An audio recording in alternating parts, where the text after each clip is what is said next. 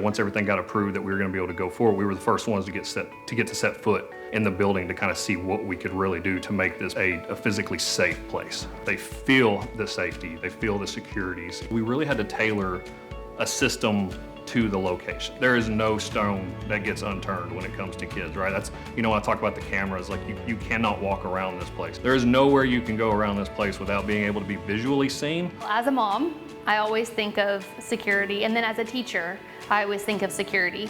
But then having, the brand of ADT behind us, knowing that parents can trust that we're going to take care of their child relationally and guide them in a safe direction, but knowing that we have the backing of something that's top of the line is going to help them feel like they know that they're putting their child in a place where they can let them go and not worry.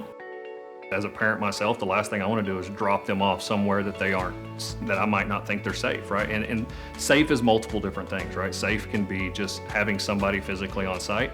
Safe can be just the sign in the front that says ADT. That sign speaks volumes to being able to be comfortable with dropping your kid off.